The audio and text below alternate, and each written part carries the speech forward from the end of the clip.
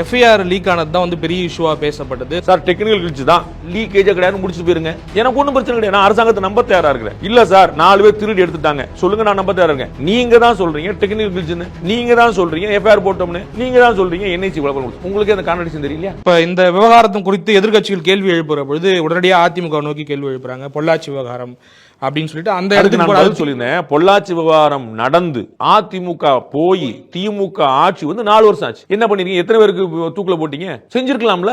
4 வருஷம் ஒரு வழக்கை வந்து முன்னகர்த்துறதுக்கு பத்தாதா? அப்ப யார்கிட்ட பொறுப்பு? பிஜேபி வந்து இன்னைக்கு உட்கார்ந்துட்டு காங்கிரஸ் ஆட்சி சார் 11 வருஷமா நீங்க தான் ஆட்சியில் கேட்பாங்களா மாட்டாங்களா? அதுதானே வந்து 4 வருஷமா நீங்க தான் ஆட்சியில் இருக்கீங்க, 1 வருஷம் தானே ஆட்சி பாக்கியா இருக்குது. அப்ப இந்த 4 வருஷத்துல நீங்க பொள்ளாச்சி வழக்கு என்ன செஞ்சீங்க? இந்த பிரச்சனைக்கு தீர்வு காணாம அரசியலா தீர்வு காண முயற்சிக்கிறாங்களோ? இதெல்லாம் நம்ம ஒண்ணு பேசணும் சார். நீங்க ஒண்ணு பண்ணீங்க அப்படிங்கறனால நான் பண்ண நியாயமாயிராதுல. அந்த விஷயத்திலுமே எடப்பாடி அவர்கள் குறிப்பிடுறாரு, பொள்ளாச்சின்னு சொல்றாங்க, நான் உடனடியாக சிபிஐக்கு ஹேண்ட் ஓவர் பண்ணேன். நீங்க ஒவ்வொரு முறையும் சிபிஐ கிட்ட இந்த விவகாரம் போகும்போது நீதிமன்றமே சொல்லும் பொழுது அண்ணா நகரா இருக்கட்டும் இல்ல வேற சில விவகாரங்களா இருக்கட்டும், ஏன் போயிட்டு தடுக்கிறீங்க? நீதிமன்றம் வரைக்கும் போய் தடுக்கிறாங்க, கூடாதுன்னு தடுக்கிறாங்க. அது நியாயமான கேள்விதான், அதுல என்ன குழப்பம் இல்லையா? உண்மைதானே. சிபிஐ பொள்ளாச்சி அவங்க கொடுக்கறதா நீங்க என்ன பண்ணீங்க அந்த வழக்குலங்கிற கேள்வி வருது இல்ல? அதை பார்க்கணும்ல. பெண்களுக்கு நான் வந்து முதலமைச்சர் தூத்துக்குடியில் பேசும்போது சொல்றாரு, நான் வந்து பெண்களுக்கு எதிராக இருக்கக்கூடிய எல்லா தடைகளையும் தகர் தெரிவிக்கிறேன். இதுதானே தகர் தெரிகிற வழி. அவங்களுக்கு எதிராக வழக்கு வரும்போது உடனடியாக அதை வேகப்படுத்துற வழி. அதை முட்டு கொடுத்தா, அதை கட்டுப்படுத்தினா, அதை வந்து வழக்கு வந்து சிபிஐக்கு போகாம தடுத்தா, ஏன் நல்லா கொடுங்க. சிபிஐ விசாரிட்டு சிபிசிஐடி விசாரிட்டு எல்லாம் 4 பக்கம் விசாரிப்பா. இப்போ வந்து நேஷனல் உமன் கமிஷன் விசாரிக்குதா? ஆளுநர் நேரம் போய் விசாரிச்சாரா? தமிழ்நாடு போலீஸ் விசாரிக்குதா? எல்லா பக்கம் தான். இது ஒண்ணு கூட தடையா இல்லையே. உங்களுக்கு புரியுங்களா? அது மாதிரி விசாரிக்க அனுமதிக்கலாம்ல. என்சிடபிள்யூ விசாரணை பண்ணா எங்களுக்கு டிஸ்டர்ப் ஆகுதுங்க சொல்லலையே. மகளிர் ஆணையம் வந்து பிரச்சனை பண்ணுது, மனித உரிமை ஆணையம் பிரச்சனை பண்ணுது, கவர்னர் பிரச்சனை ஒன்னும் சொல்லலையே. ஆளாளுக்கு விசாரணை. கவர்னர் போய் உட்கார்ந்து விசாரணை பண்ணார்ல, ஆளாளுக்கு பண்ணுங்க. எங்கேயாவது உண்மை வரட்டும் தானே பார்க்கணும். அப்ப எனக்கு மடியில கனவுல நான் ஏன் கவலைப்படணும்? இன்னும் 10 விசாரணை வச்சுக்கோங்க, சிபிஐ விசாரணை வச்சுக்கோங்க, இன்டர்நேஷனல் விசாரணை வச்சுக்கோங்கன்னு சொல்ல வேண்டியதானே.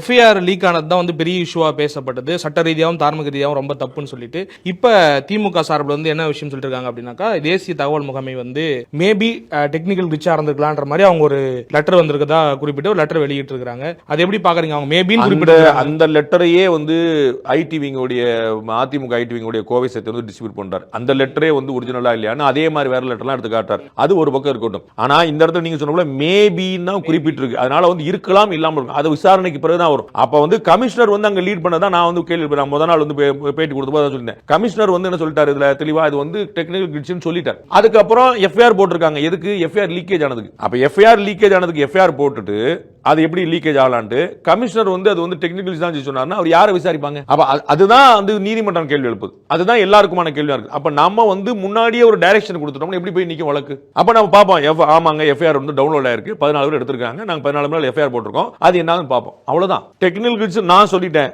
என்ஐசியோட எங்க இருந்து வந்துச்சு? என்ஐசியோட லெட்டர் எங்க இருந்து வந்துச்சு? அது உங்களுக்கு எப்படி வந்துச்சு? அப்ப அதை கொடுத்தது யார்? அப்ப அது மூலமா நீங்க என்ன சொல்ல விரும்புறீங்க? அது அரசாங்கம் அதை விரும்புது. அப்ப அரசாங்கம் சொன்னா எஃப்ஐஆர் நான் சொன்னேன் சார் டெக்னிக்கல் கிளிச் தான், லீக்கேஜ் கிடையாது, முடிச்சு போயிருங்க. எனக்கு ஒன்றும் பிரச்சனை கிடையாது, நான் அரசாங்கத்தை நம்ப தயாரா இருக்கிறேன். இல்ல சார் 4 பேர் திருடி எடுத்துட்டாங்க சொல்லுங்க, நான் நம்ப தயாரா இருக்கேன். நீங்க தான் சொல்றீங்க டெக்னிக்கல் கிளிச்னு, நீங்க தான் சொல்றீங்க எஃப்ஐஆர் போட்டோம்னு, நீங்க தான் சொல்றீங்க என்ஐசி விளக்கம். உங்களுக்கு அந்த கான்ட்ரடிக்ஷன் தெரியலையா? எதுக்கு இந்த பதட்டம், எதுக்கு இந்த குழப்பம்? நான் சொல்ல உங்களுக்கு புரியுதா?